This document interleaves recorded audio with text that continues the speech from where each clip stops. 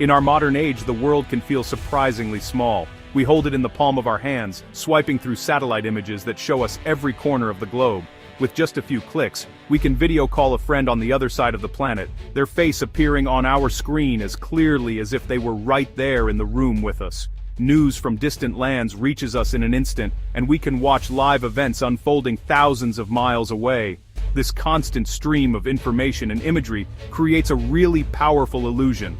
It makes us believe that every mystery has been solved, every mountain has been mapped, and every hidden valley has been revealed to us through the unblinking eye of a satellite. This sense of total connectivity is both a marvel and, honestly, a bit of a deception. We book flights to far-flung cities with ease, planning intricate itineraries from the comfort of our homes.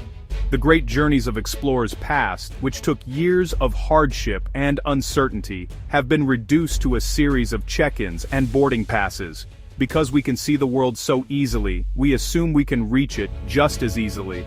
The planet feels like a well-known neighborhood, a place where no true surprises are left. We have convinced ourselves that the age of exploration is over, replaced by an age of digital tourism where we can visit anywhere, anytime, without ever leaving our chairs. It's a comfortable thought, but it's not the whole truth. The reality, however, is far more complex and honestly, more exciting than this digital veneer suggests. Beyond the well-trodden paths and the brightly lit cities, our planet still holds vast, untamed spaces. These are places that resist our technology and defy our assumptions of easy access.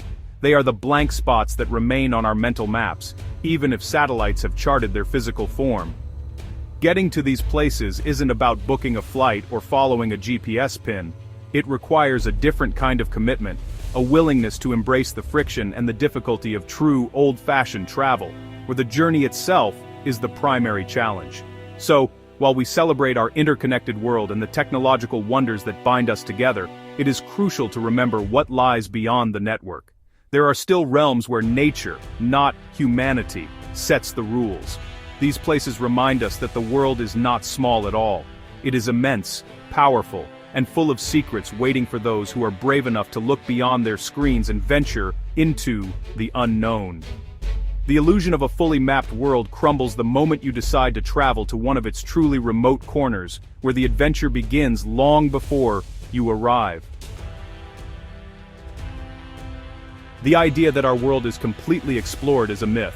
While it's true that satellites have photographed nearly every square inch of the Earth's surface, seeing a place from space is not the same as standing there. True wilderness is not just an absence of buildings or roads. It is a state of profound isolation, a place where the rhythms of nature operate without human interference. These are the corners of our planet that remain fiercely independent, protected not by fences or laws, but by their sheer inaccessibility. They are vast deserts, impenetrable jungles, deep oceans, and isolated islands that technology can observe but cannot easily conquer. These untamed lands challenge our modern sense of mastery over the planet. We have grown accustomed to convenience, to the idea that any destination is just a flight or two away. But the last wildernesses push back against this notion. They demand more than just a ticket.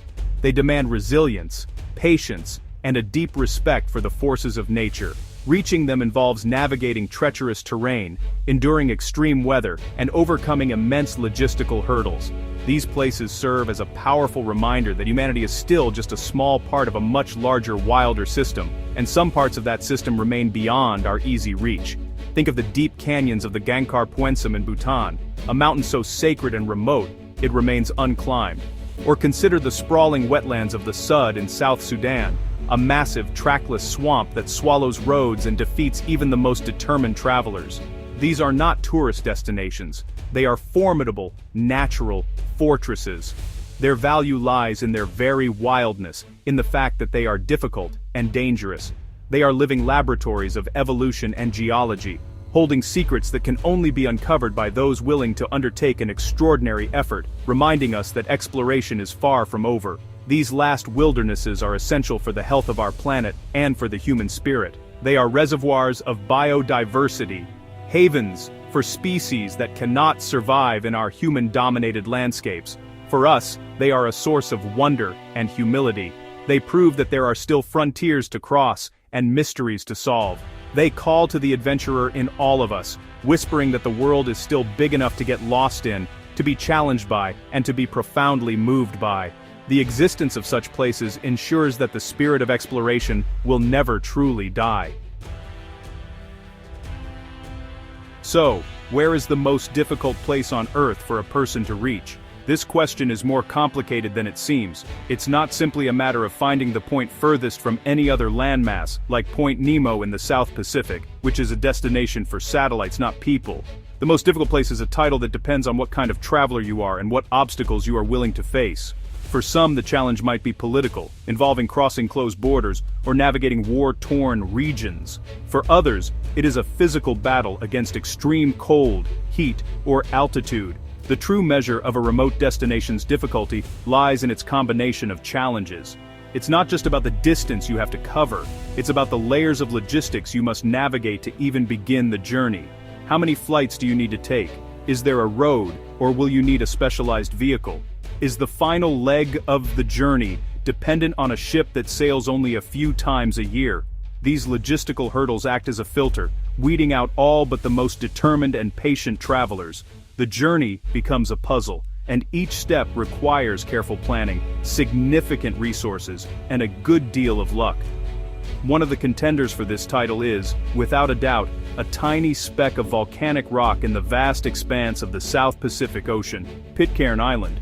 It is the only inhabited island in the British overseas territory of the Pitcairn Islands, and it is legendary for its isolation.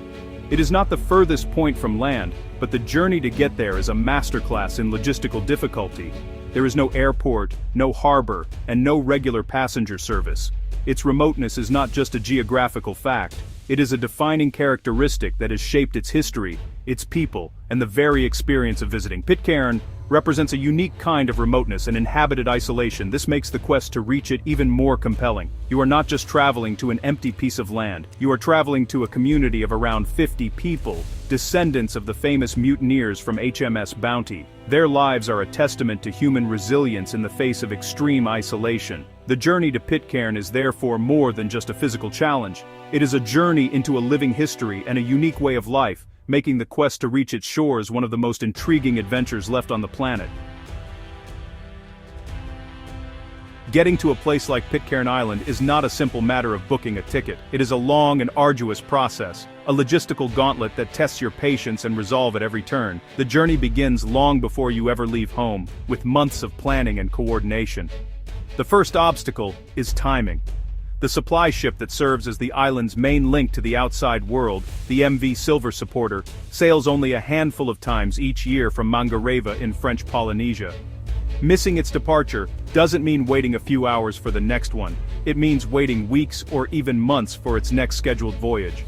Your first step is to secure a place on this vessel, a process that requires direct communication with the Pitcairn Islands Travel Office. Then you must plan your flights. The destination is not Pitcairn but Mangareva, itself a remote island in the Gambier archipelago of French Polynesia. This involves a long-haul flight to Tahiti, the main international gateway. From Tahiti, you must then catch a weekly domestic flight to Mangareva.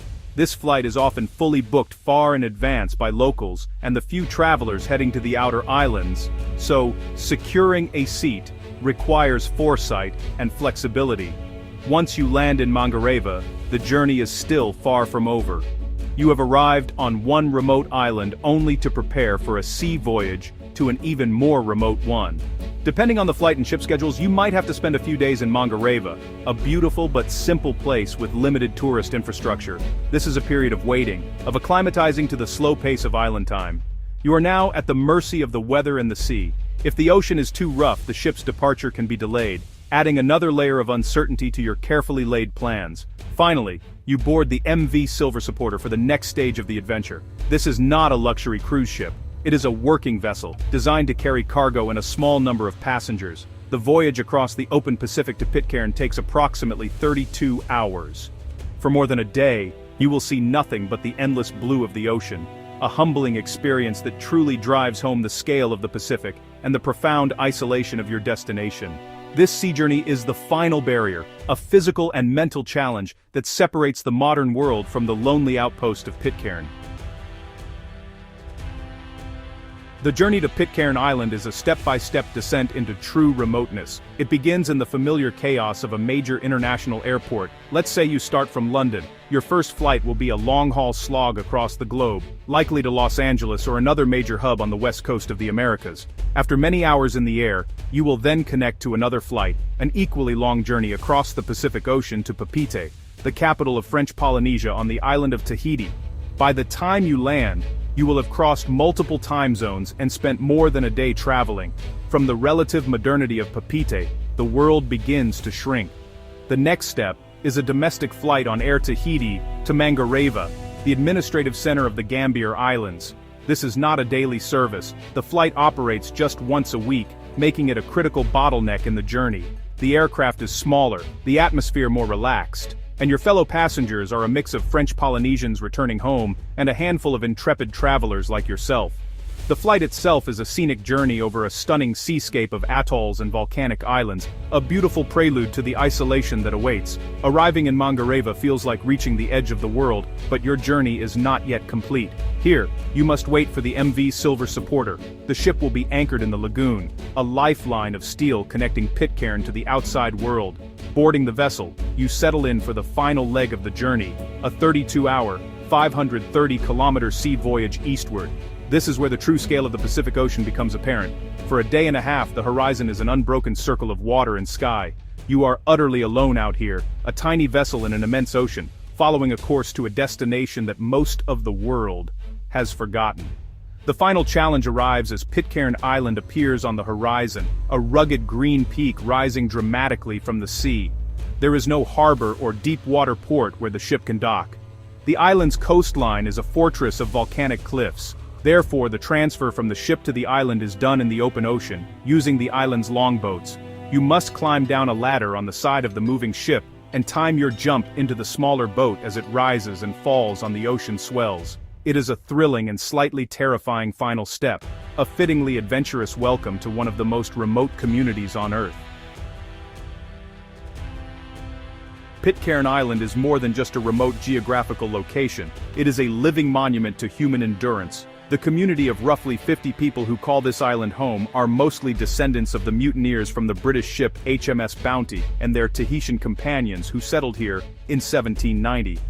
Their story is one of rebellion, survival, and the creation of a unique society in complete isolation. For decades, their existence was unknown to the rest of the world. This history is not just in the past, it is etched into the landscape and the very fabric of daily life on the island. Isolation has been the single most powerful force in shaping the Pitcairn community. For generations, the islanders had to be completely self-sufficient. They learned to cultivate the volcanic soil, fish the surrounding waters, and build their homes from the island's limited resources. This deep-rooted necessity for cooperation has created an incredibly tight-knit community. Everyone on the island has multiple roles. One person might be the postmaster, a farmer, and a member of the longboat crew. Survival depends on everyone working together, especially when the supply ship arrives or when a community project needs to be completed. Life on Pitcairn moves at a different pace, dictated by nature rather than by the clock. The arrival of the supply ship is the most important event on the calendar, bringing mail, food, ordered goods, and the occasional visitor. When the ship is spotted, the entire community mobilizes. Work stops, and everyone heads down to the landing at Bounty Bay to help unload the cargo. This collective effort is a powerful display of their interdependence. In a world where many of us live increasingly individualistic lives, the communal spirit of Pitcairn is a striking and powerful contrast, a way of life born from necessity. However, this profound isolation also presents significant challenges. Access to advanced medical care is extremely limited, and emergencies can become life-threatening situations. The small population size means that the gene pool is limited, and the community's long-term future is a constant concern. Young people often leave to seek education and opportunities elsewhere, and few return. The islanders are keenly aware of their precarious existence, yet they possess a quiet resilience and a deep pride in their heritage and their unique home, a community forged and hardened by the vast, unforgiving ocean that surrounds them. After the exhilarating transfer from the supply ship to the longboat, the final approach to Pitcairn Island is a dramatic one. The boat navigates the churning waters of Bounty Bay, the very place where Fletcher Christian and the mutineers scuttled and burned their ship, over 2 centuries ago. The towering cliffs, covered in lush green vegetation, seem to close in around you. The boat captain expertly maneuvers through the waves to the small concrete jetty, the island's only formal landing place. As you step onto solid ground, the long, multi-stage journey finally comes to an end. The sense of accomplishment is immense. The first thing you notice is the sound, or the lack of it. The constant hum of modern civilization is gone, replaced by the cry of seabirds, the rustle of wind in the palm trees, and the distant crash of waves against the cliffs. The air is clean and smells of salt and damp earth. You are greeted not by officials in uniforms, but by the islanders themselves, the very people who just skillfully navigated your boat to shore. Their welcome is warm and genuine. In such a small community, every new arrival is a significant event, and you are quickly made to feel like a part of their world. Your accommodation will likely be a room in a local family's home, as the island operates on a homestay model for its few visitors. This provides an immediate and intimate immersion into the Pitcairn way of life. You share meals with your hosts, listen to their stories about the island's history, and learn about their daily routines. Walking through Adamstown, the island's only settlement, feels like stepping back in time. The single dirt road connects the handful of houses, the church, the museum, and the general store. There are no crowds, no traffic, and no rush. Exploring the island reveals its rugged beauty. You can hike to Christian's Cave, where the lead mutineer would watch for passing ships, or swim in St. Paul's Pool, a natural tidal basin carved into the rock. You can visit the grave of John Adams, the last surviving mutineer who became the community's patriarch.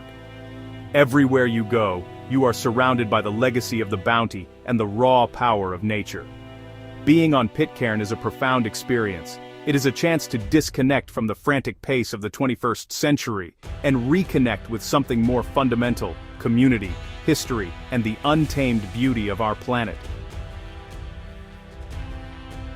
Reading about a journey to a place as remote as Pitcairn Island is one thing, but imagining yourself making that trip is another. It forces you to confront a series of personal questions. Do you have the patience to navigate the complex logistics? The journey requires months of planning, booking flights, and ship passages that must align perfectly. It demands a level of foresight and attention to detail that goes far beyond a typical holiday.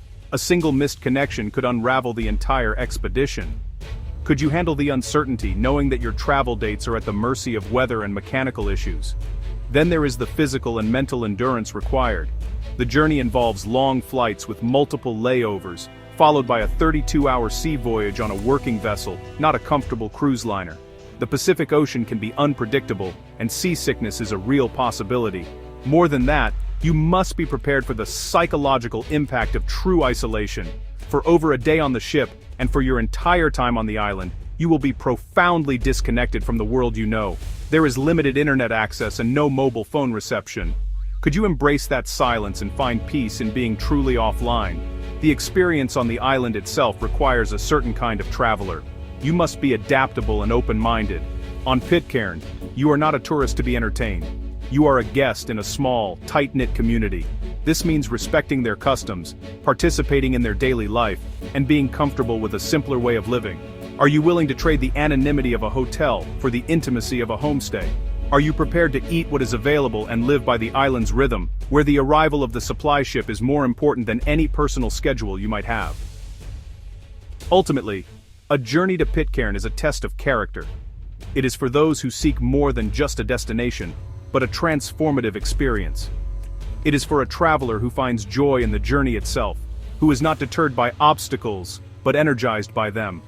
It requires a spirit of adventure, a deep curiosity about the world, and a respect for the people and places that exist on its fringes. So, ask yourself, do you have what it takes?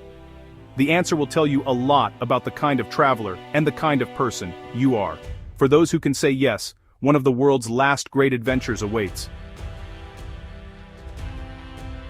The isolation of Pitcairn Island, a remote human outpost, finds its natural parallel in places like the Kerguelen Islands in the southern Indian Ocean. Known as the Desolation Islands, this sub-Antarctic archipelago is one of the most isolated landmasses on Earth.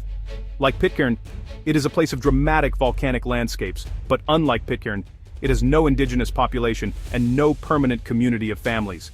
Its only inhabitants are a rotating cast of scientists and researchers living in a base at Port-au-Français. Getting there is arguably even harder than reaching Pitcairn, requiring a berth on a research and supply ship that visits only 4 times a year. The Kerguelen Islands represent a different kind of remoteness.